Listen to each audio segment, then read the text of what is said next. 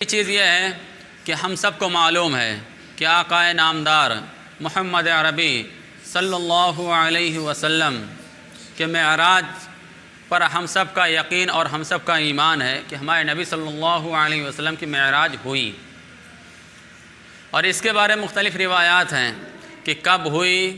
کہاں سے ہوئی اور کس وقت ہوئی۔ اس کے بارے میں متعدد روایات آتی ہیں۔ اس کے بارے میں 5 روایتیں ہیں۔ کہیں پر آتا ہے کہ ہمارے نبی صلی اللہ علیہ وسلم کی معراج ربیع الاول کے مہینے میں ہوئی، اور کہیں دوسری روایت میں آتا ہے کہ ربیع الثانی کے مہینے میں ہوئی، پھر کہیں اور دوسری روایت میں آتا ہے کہ رجب کے مہینے میں ہوئی،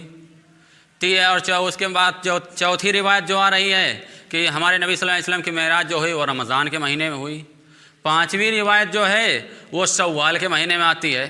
یہ 5 روایتیں ایسی ہیں، لیکن کسی ایک خاص روایت پر یا کسی ایک مہینے کے بارے میں یا کسی ایک خاص تاریخ پہ کوئی قطعی دلیل نہیں ہے، کوئی ایسی دلیل نہیں ہے کہ اس پر مہر لگا دیا جائے کہ اسی تاریخ اور اسی مہینے میں ہمارے نبی صلی اللہ علیہ وسلم کو معراج ہوئی۔ لیکن ہاں، یہ یقین اور یہ ہم سب کا ایمان ہے کہ ہمارے نبی صلی اللہ علیہ وسلم کو معراج ہوئی، اور زیادہ راجح قول جو آج جو ہے امت کے اندر شمار کیا جاتا ہے وہ رجب کا مہینہ شمار کیا جاتا ہے، اور رجب کے مہینے میں 27ویں شب کا جو ہے شمار کیا جاتا ہے کہ 27ویں شب کو جو ہے ہمارے نبی صلی اللہ علیہ وسلم کی معراج ہوئی۔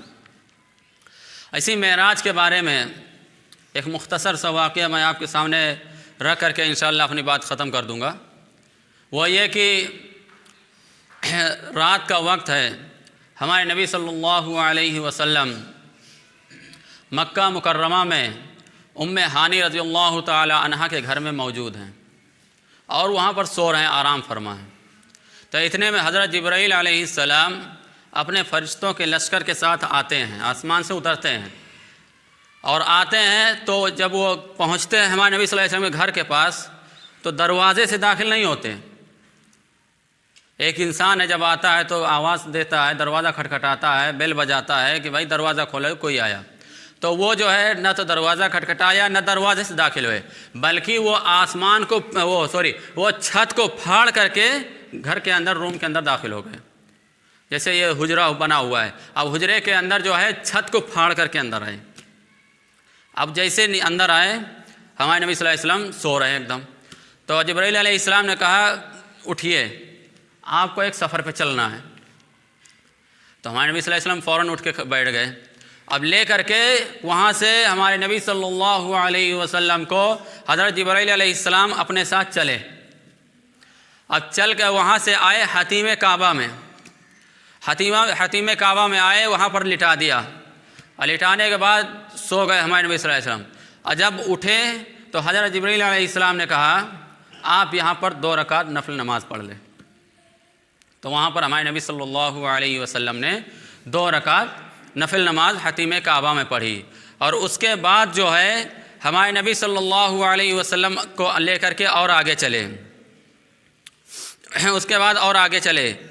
جو ہے، پھر اس کے بعد آب زمزم کا کنواں جہاں پر ہے، جہاں سے زمزم نکلتا ہے، وہاں پر لے کر کے پہنچے۔ پھر حضرت جبرائیل علیہ السلام نے کہا آپ یہاں پر 2 رکعت نفل نماز پڑھ لیں۔ پھر ہمارے نبی صلی اللہ علیہ وسلم نے وہاں پر 2 رکعت نفل نماز پڑھی۔ اب اس کے بعد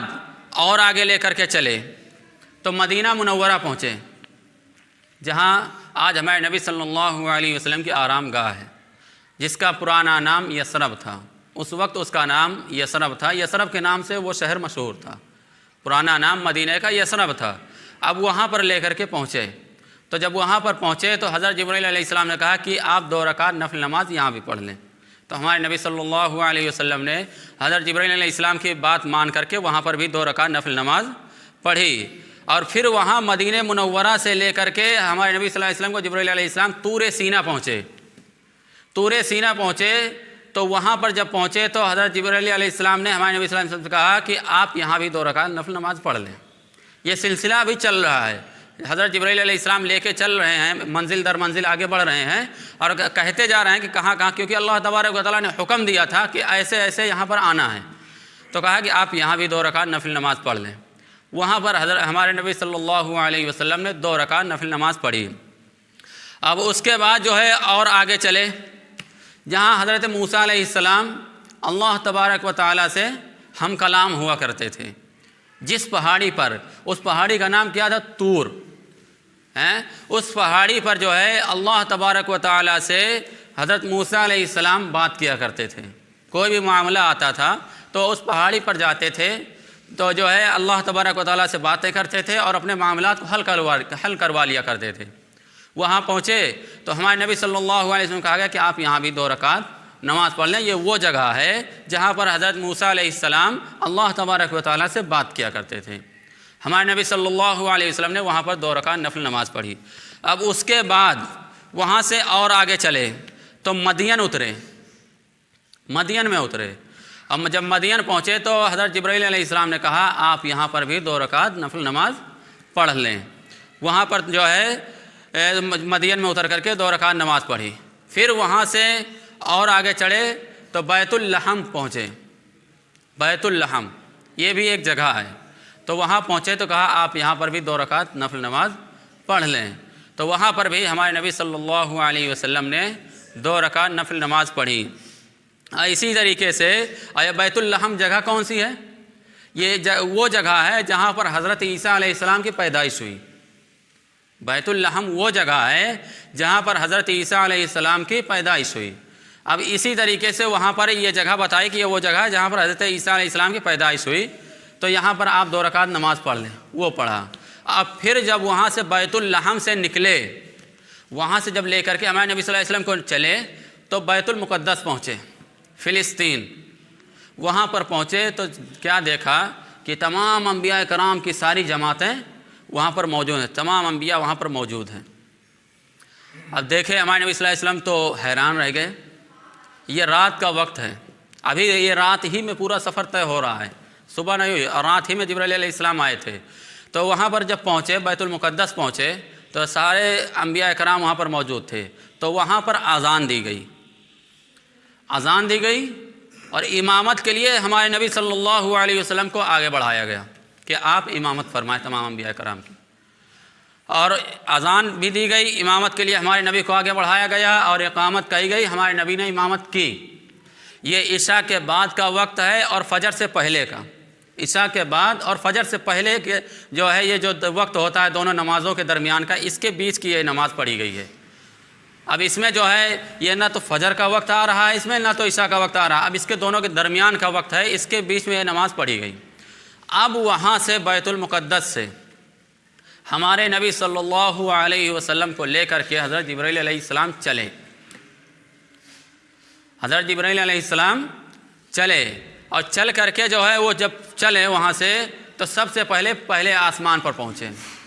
پہلے آسمان پر ہمارے نبی صلی اللہ علیہ وسلم کی ملاقات حضرت آدم علیہ السلام سے ہوتی ہے، حضرت آدم علیہ السلام سے ہوتی ہے۔ اب اس کے بعد دوسرے آسمان پر پہنچے، تو جب دوسرے آسمان پر پہنچے تو دوسرے آسمان پر ہمارے نبی صلی اللہ علیہ وسلم کی ملاقات حضرت عیسیٰ علیہ السلام سے ہوئی۔ اب جب وہاں ملاقات ہوئی اس کے بعد جب تیسرے آسمان پر چلے تو تیسرے آسمان پر ہمارے نبی صلی اللہ علیہ وسلم کی ملاقات حضرت یوسف علیہ السلام سے ہوئی۔ اب اس کے بعد چوتھے آسمان پر چلے تو چوتھے آسمان پر ہمارے نبی صلی اللہ علیہ وسلم کی ملاقات حضرت ادریس علیہ السلام سے ہوئی۔ اب وہاں سے چلے پانچویں آسمان پر، اب پانچویں آسمان پر چلے تو وہاں پر ہمارے نبی صلی اللہ علیہ وسلم کی ملاقات حضرت ہارون علیہ السلام سے ہوئی۔ اب وہ پہنچے چھٹے آسمان پر لے کر کے، اب چھٹے آسمان پر جب پہنچے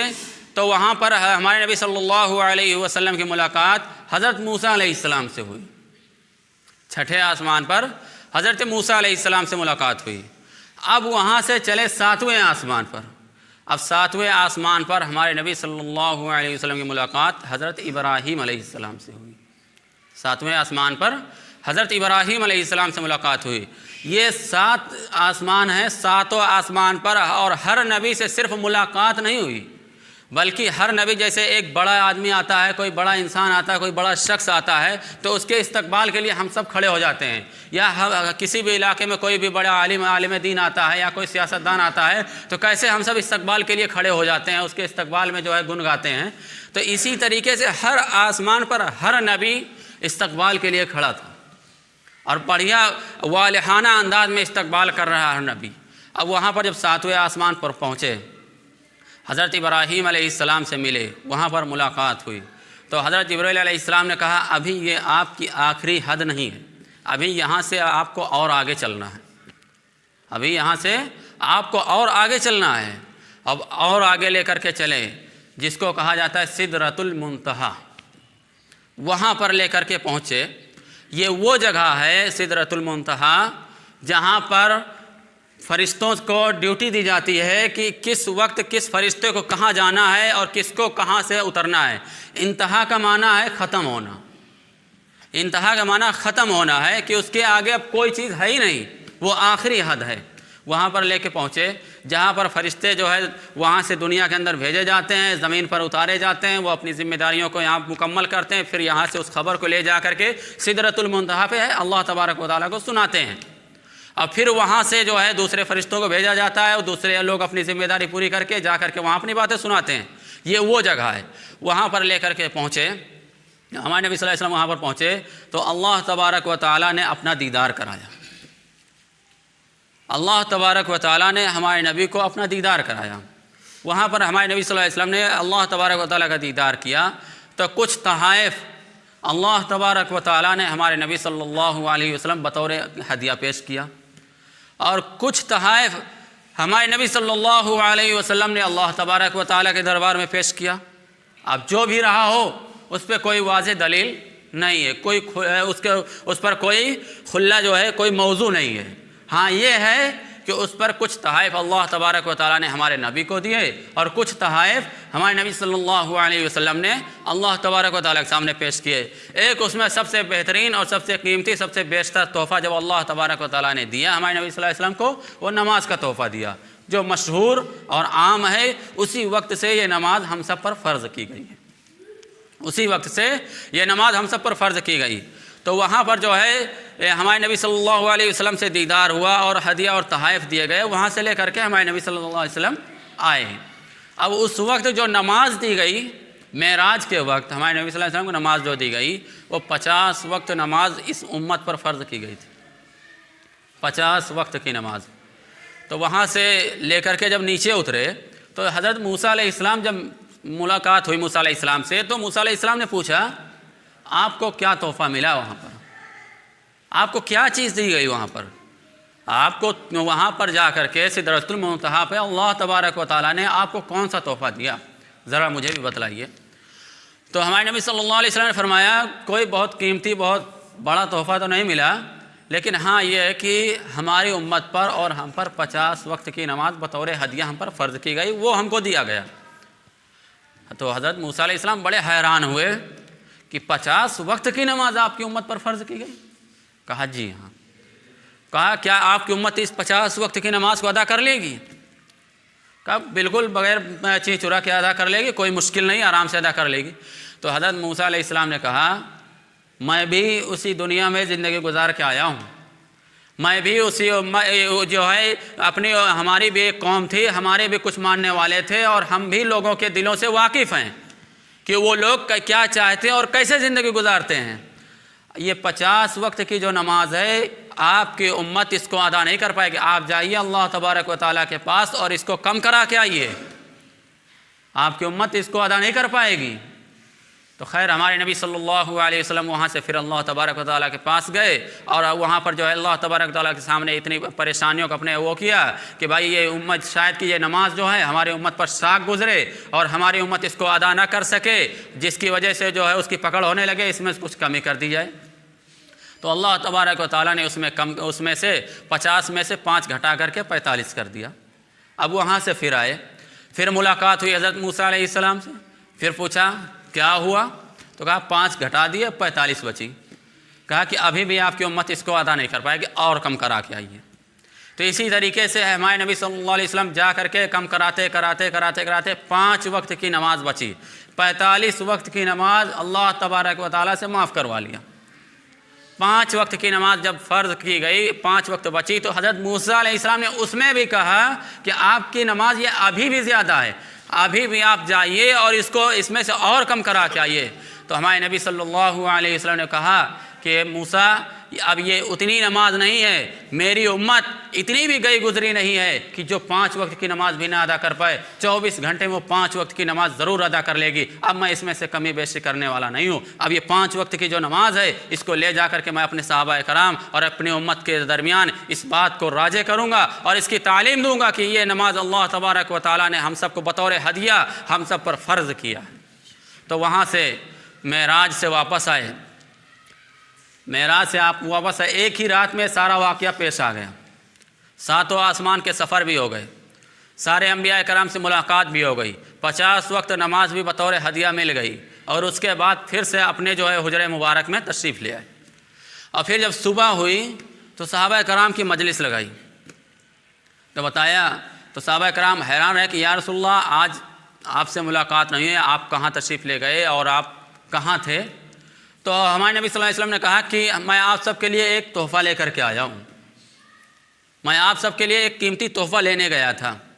جو کہ اللہ تبارک و تعالیٰ نے بطور خاص امت محمدیہ کو عطا فرمایا، بطور خاص امت محمدیہ کو عطا فرمایا، اس سے پہلے کسی امت کو نہیں دیا۔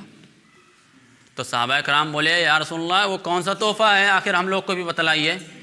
ہم لوگ بھی تو جانیں وہ کون سا تحفہ ہم کو ملا ہے، وہ کون سا انعام ہے جو کہ اللہ تبارک و تعالیٰ نے کسی امت کو نہیں دیا، صرف اسی امت کو دیا جو کہ آئی سب سے بعد میں، اور وہ کون سا تحفہ ہے کہ ساری امتیوں پر وہ بھاری ہے۔ تو ہمارے نبی صلی اللہ علیہ وسلم نے فرمایا کہ آج کی رات ہماری ملاقات اللہ تبارک و تعالیٰ سے ہوئی، اور ہمارے جو ہے آج کی رات ہمیں معراج کرایا گیا، اور وہ جو تحفہ ہم کو دیا گیا اللہ تبارک و تعالیٰ نے ہمیں اور آپ کو بطور تحفہ 5 وقت کی نماز 24 گھنٹے کے اندر پڑھنے کا اللہ تبارک و تعالیٰ نے ہم کو حکم دیا، اور صرف حکم نہیں دیا بلکہ اس کو فرض کیا کہ جو اس کو پڑھے گا وہ اللہ سے قریب ہو جائے گا، جو نہیں پڑھے گا وہ اللہ کے حکموں کو توڑنے والا ہوگا۔ صحابہ کرام میں خوشی کی لہر دوڑ پڑی، خوشی کی لہر دوڑ پڑی، اتنا خوش ہوئے کہ ان کی خوشی کا کوئی اندازہ نہیں لگا سکتا۔ جیسے کہ ایک چھوٹا سا بچہ ہوتا ہے، اس کو کوئی امید نہیں ہوتی کہاں سے کیا چیز ملے گی، اور کوئی